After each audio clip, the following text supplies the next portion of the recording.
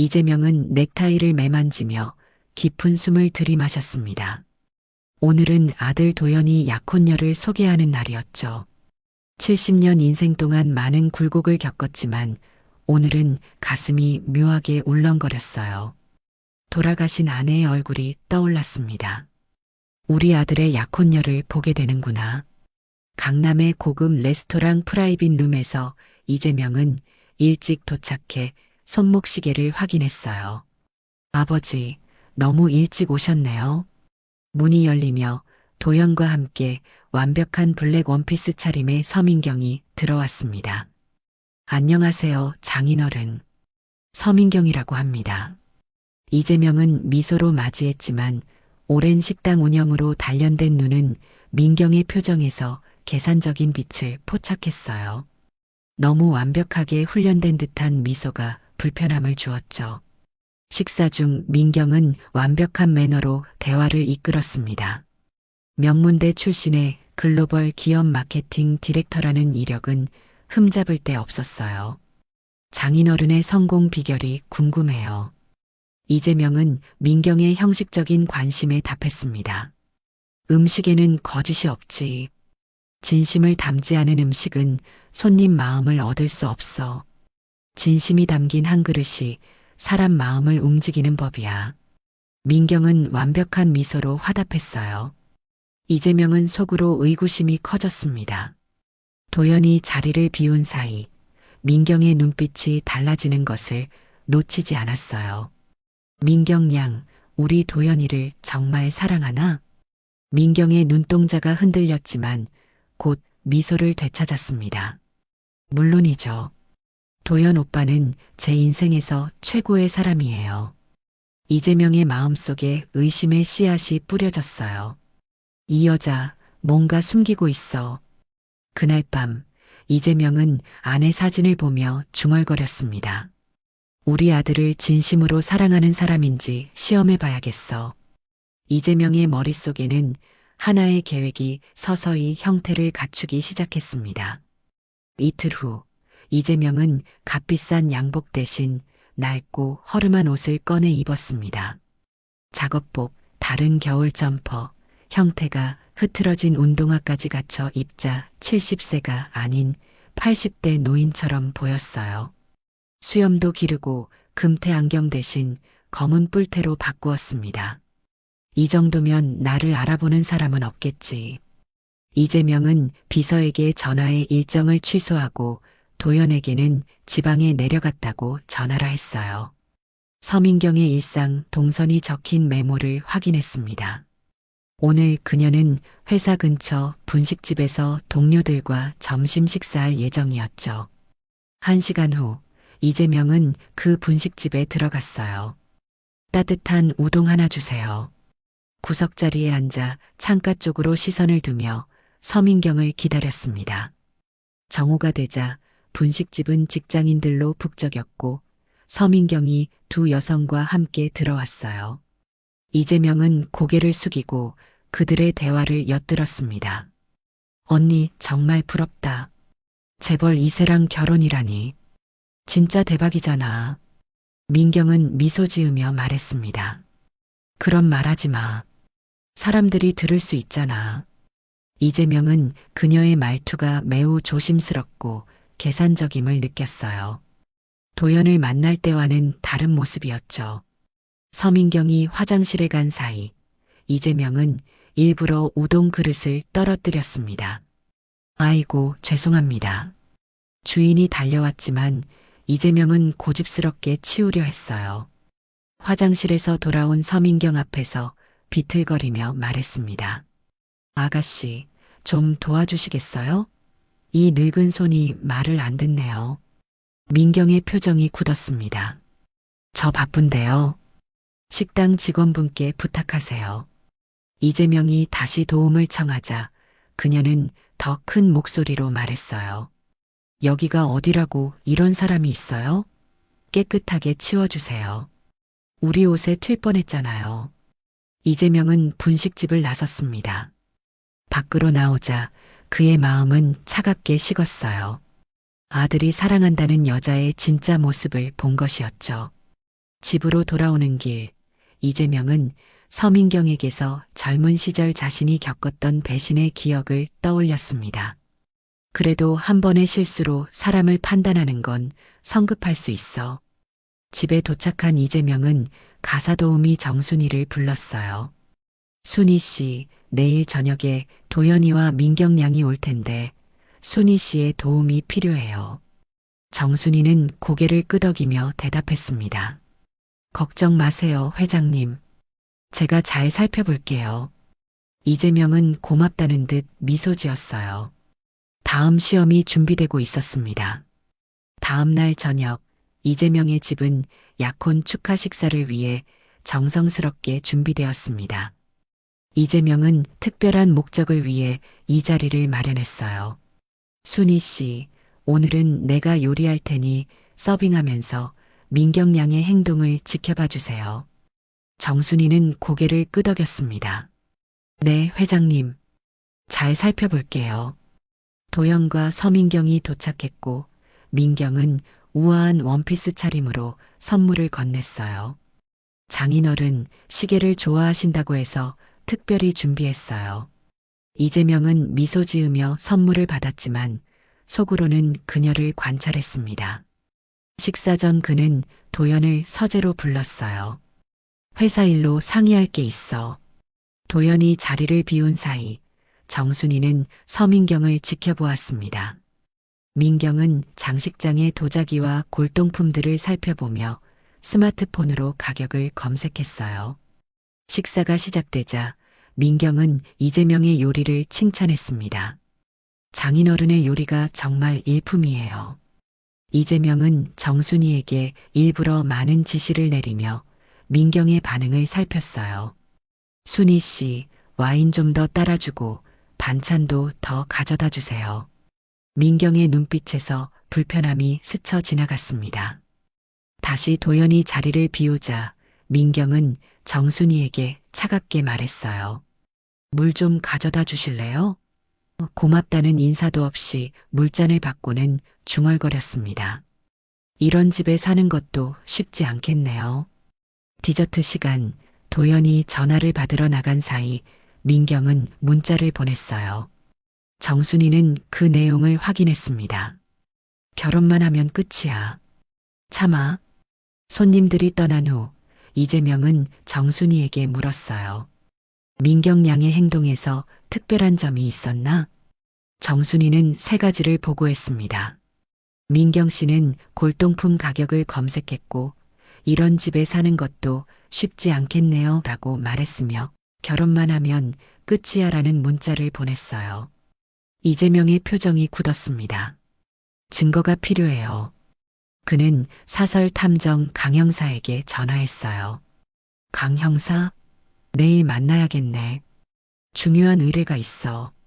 다음 날 이재명은 강 형사에게 서민경을 조사해달라고 부탁했습니다. 일주일 정도 시간을 주게. 확실한 증거를 찾아내겠네. 일주일 후 이재명은 강 형사로부터 전화를 받았습니다.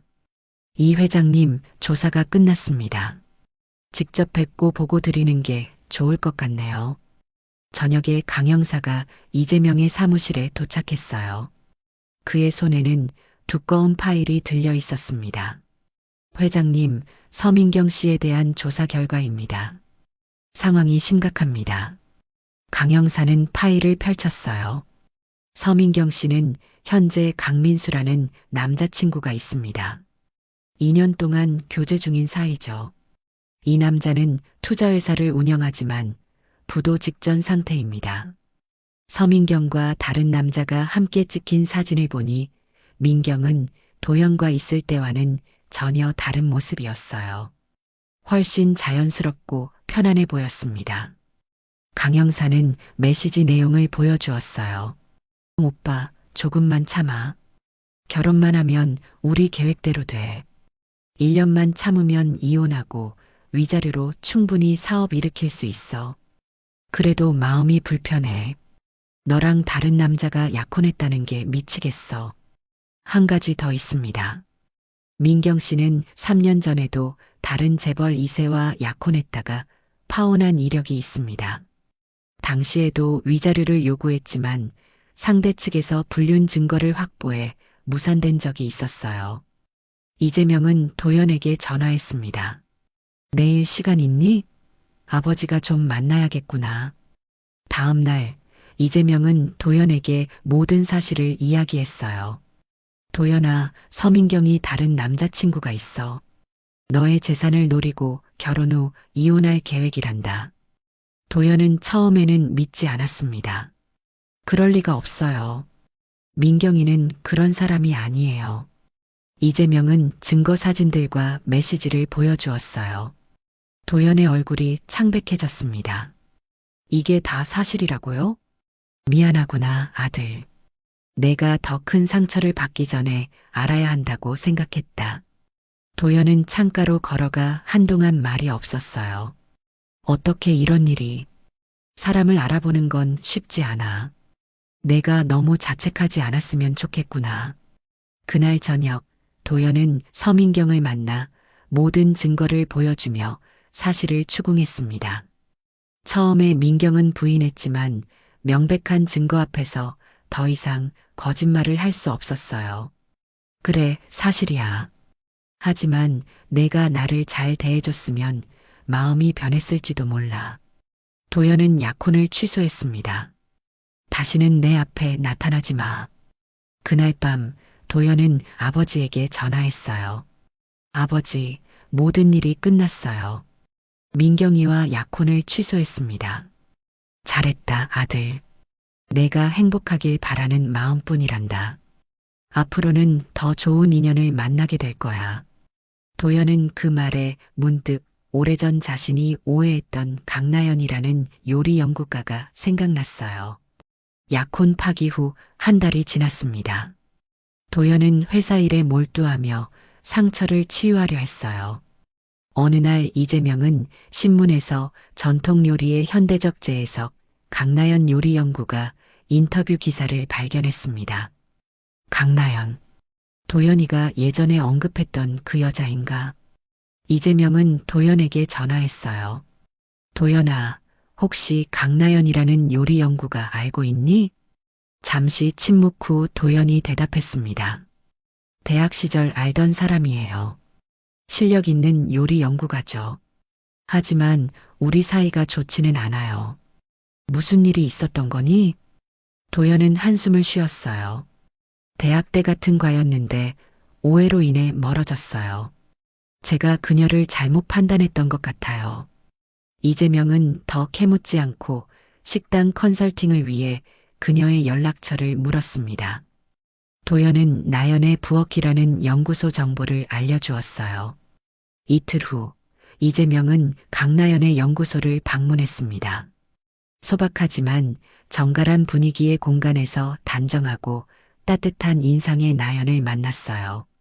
안녕하세요. 저는 이재명입니다. 식당 컨설팅 관련해서 상담하고 싶어 왔습니다. 상담 중 식당 이름을 묻자 나연의 눈이 커졌어요. 혹시 이도연 씨의 아버지신가요? 나연은 당황한 듯 했지만 전문가적인 태도로 상담을 이어갔습니다. 상담이 끝나갈 무렵 나이든 여성이 들어왔어요. 나연아, 약재 좀 가져와. 어머, 손님이 계셨네요? 어머니, 이쪽은 이재명 사장님이세요. 나연의 어머니는 강순이었습니다. 이재명은 그녀의 얼굴이 어딘가 익숙하다는 느낌을 받았어요. 그날 저녁 이재명은 도연에게 전화했습니다. 오늘 강나연 씨 만나고 왔단다. 정말 실력 있는 친구더구나. 도연의 목소리가 긴장되었어요. 어떻게 된 거예요? 아버지가 직접 만나다니. 이재명은 도연에게 그와 나연 사이의 오해에 대해 물었고 도연은 그들의 과거를 이야기했습니다. 대학 시절 나는 나연이를 좋아했어요. 하지만 그녀가 다른 남자와 만나는 것처럼 보였어요. 사실 그건 그녀의 사촌 오빠였지만 난 확인도 않고 오해했죠. 이재명은 미소 지었어요. 아직 늦지 않았다. 오해를 풀 기회가 있을 거야. 며칠 후 이재명은 나연에게 컨설팅 제안을 했고 도연이 참여할 것이라고 언급했습니다. 나연은 망설이다 제안을 받아들였어요. 첫 회의 날 도연과 나연은 5년 만에 재회했습니다. 처음에는 어색했지만 음식 이야기를 하며 대화가 자연스러워졌어요. 회의가 끝난 후 이재명은 일부러 자리를 비웠습니다. 도연이 오해에 대해 사과하자 나연의 표정이 조금 누그러졌어요. 당신이 오해한 건 내 사촌 오빠였어요. 내가 당신을 좋아했다는 걸 알고 있었나요? 도연은 놀랐습니다. 정말? 난 몰랐어. 정말 미안해, 나연아.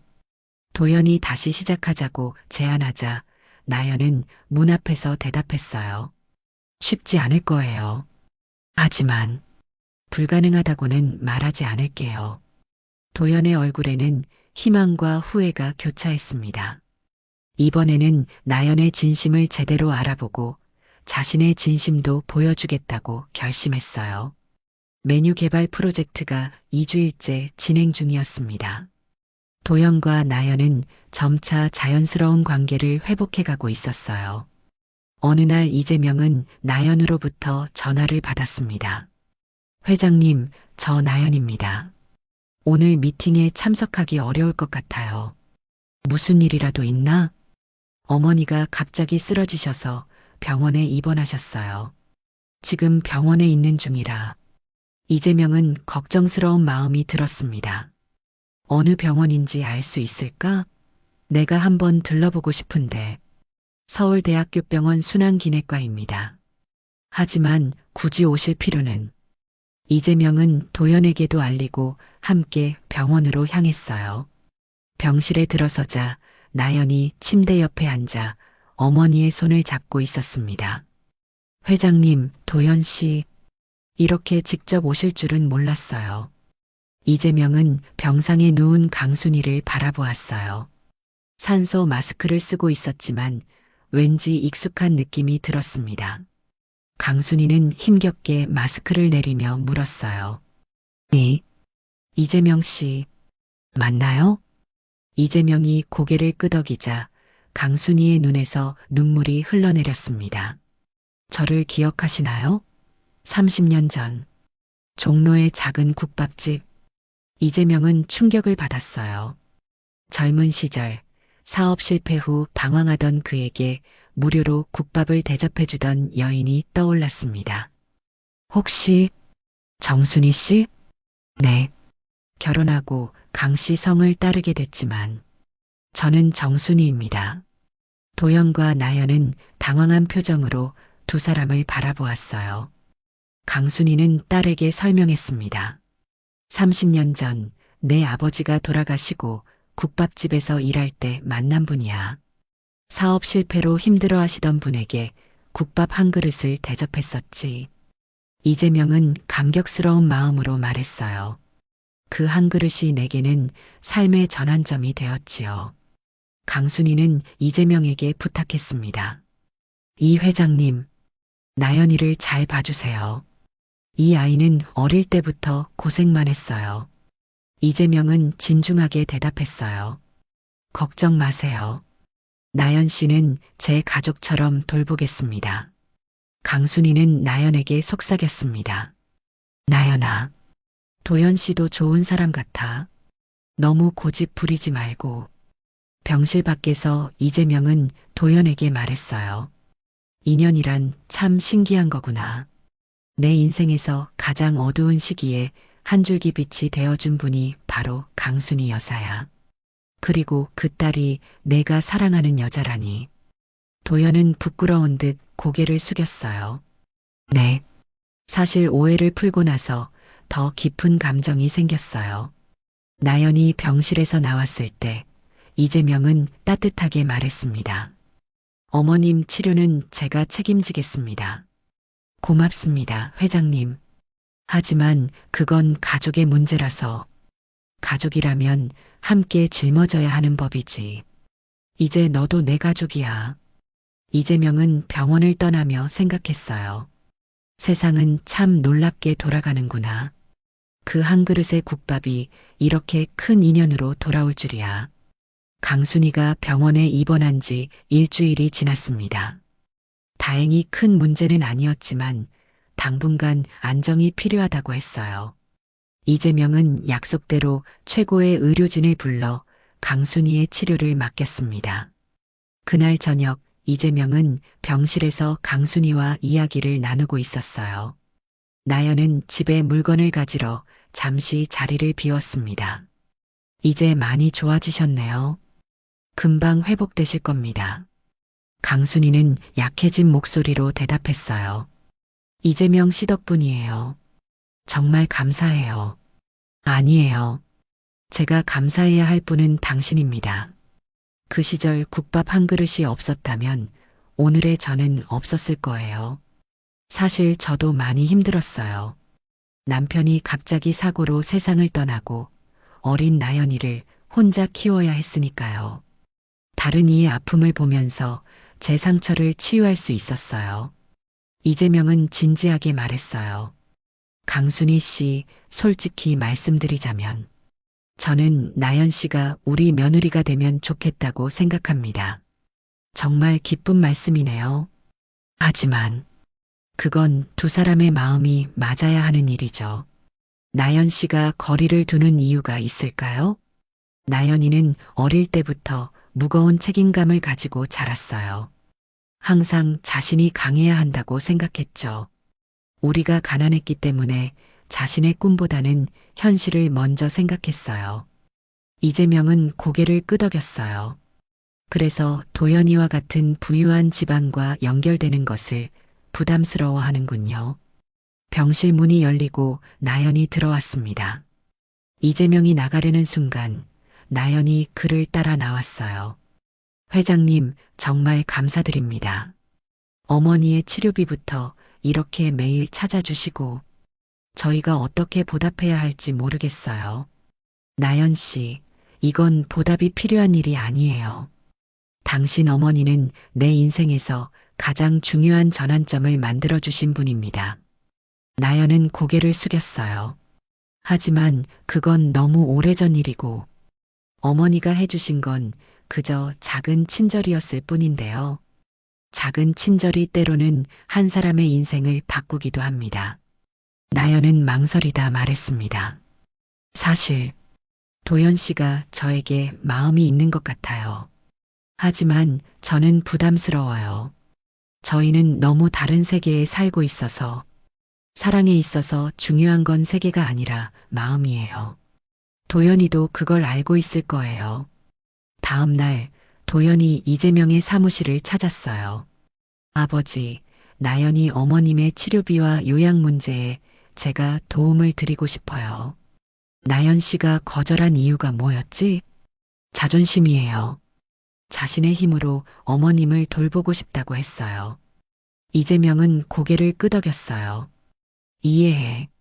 하지만 이건 가족의 문제야. 가족이요? 그래.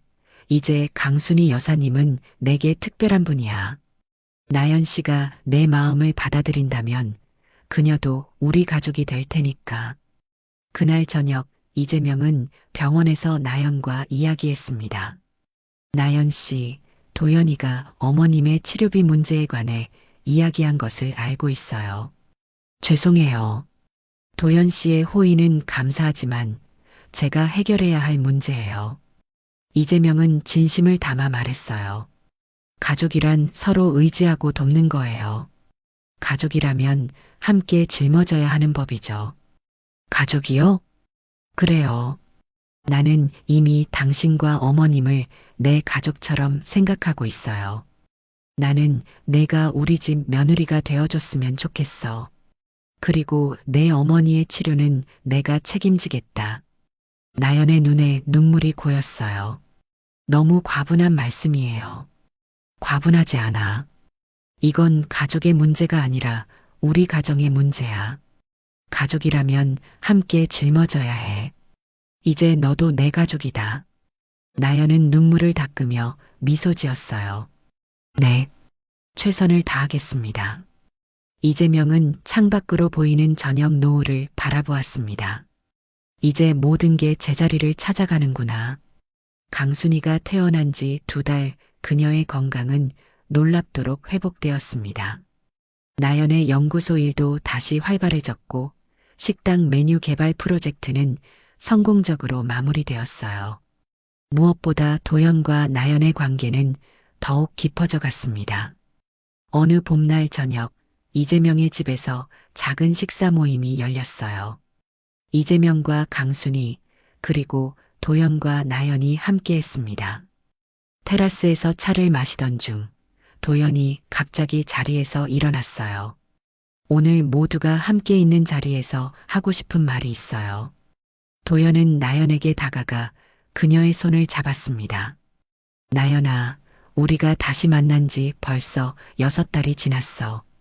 처음에는 오해로 시작했지만 시간이 지날수록 내 진심과 따뜻함을 알게 되었어. 도연은 주머니에서 작은 상자를 꺼내 한쪽 무릎을 꿇었어요. 나연아, 나와 결혼해 줄래? 나연은 놀란 표정으로 도연과 반지를 번갈아 바라보았습니다. 그녀의 눈에는 행복의 눈물이 고였어요. 말없이 고개를 끄덕이며 도연의 손을 꼭 잡았습니다. 도연과 나연은 3개월 후 결혼식을 올리기로 했어요. 결혼식은 소박하게 진행하고 싶어요. 나연이 말했습니다. 이재명은 고개를 끄덕였어요. 그래, 너희들이 원하는 대로 하자. 하지만 준비는 내가 도울 테니 너희는 부담 갖지 말고. 결혼 준비는 순조롭게 진행되었어요. 결혼식 전날 밤, 이재명은 도연과 대화를 나눴습니다. 내일이면 내가 진정한 가장이 되는구나. 기분이 어때? 긴장도 되지만 행복해요. 나연이와 함께라면 어떤 어려움도 이겨낼 수 있을 것 같습니다. 내가 사람을 보는 눈이 생겼구나. 처음에는 서민경의 겉모습에 속았지만 이제는 나연 씨의 진심을 알아보게 되었으니 결혼식 당일 작은 정원에 마련된 예식장은 소박하고 따뜻한 분위기였어요. 신부 대기실에서 나연은 웨딩드레스를 입고 거울 앞에 서 있었습니다. 이재명이 방문했을 때 나연은 그를 처음으로 아버님이라고 불렀어요. 이재명은 감격스러워하며 주머니에서 작은 상자를 꺼냈습니다. 이건 내 아내, 도연 어머니의 유품이야. 내가 가졌으면 해. 상자 안에는 우아한 진주 목걸이가 들어 있었어요. 강순이가 다가와 목걸이를 나연의 목에 걸어주었습니다. 결혼식은 감동적으로 진행되었어요. 피로연 후 이재명과 강순이는 정원 한쪽에서 조용히 이야기를 나누었습니다. 정말 꿈만 같네요. 강순이가 말했어요. 이재명은 주머니에서 낡은 영수증을 꺼냈습니다. 믿기지 않겠지만 이건 그때 그 국밥집 영수증이에요. 평생 간직해왔어요. 도연과 나연이 신혼여행을 떠날 준비를 마치고 그들에게 다가왔어요. 아버지, 어머님, 저희 이제 가볼게요. 도연이 말했습니다. 이재명이 강순이에게 말했어요. 내 인생에서 가장 따뜻했던 한 그릇의 국밥, 이제 내가 갚을 차례입니다. 강순이는 눈물을 흘리며 고개를 끄덕였어요. 두 사람은 가족으로 다시 하나가 되었습니다. 저녁 노을이 지는 하늘 아래 이재명은 정원에 혼자 남아 하늘을 바라보았어요. 그의 마음은 평화롭고 충만했습니다. 이제야 진짜 가족이 된 것 같구나. 이재명은 중얼거리며 미소 지었습니다. 한 그릇의 국밥으로 시작된 인연이 깊은 가족의 연으로 이어질 줄 누가 알았을까요? 겉모습이 아닌 진심을 보는 눈, 그것이 그의 인생을 통해 배운 가장 소중한 교훈이었습니다.